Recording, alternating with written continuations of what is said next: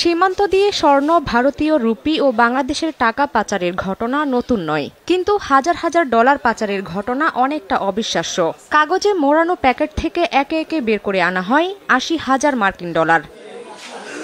BGB জানায়, দর্শনা সীমান্তবর্তী ফুলবাড়ি এলাকায় চোরাচালানের মালামাল পাচারের খবরে বুধবার সকালে সেখানে অবস্থান নেয় বিজিবির একটি দল। উপস্থিতি টের পেয়ে চোরাকারবারীরা হাতে থাকা একটি ব্যাগ ফেলে পালিয়ে যায়। পরে ঘটনাস্থল থেকে ব্যাগটি উদ্ধারের পরে তার ভেতর কাগজে মোড়ানো অবস্থায় ৮টি প্যাকেট পাওয়া যায়। প্যাকেটগুলো খুলে প্রত্যেকটিতে ১০০ মার্কিন ডলারের ১০০টি করে নোট পাওয়া যায়। কাগজে মোড়ানো ৮টি প্যাকেট উদ্ধার করে।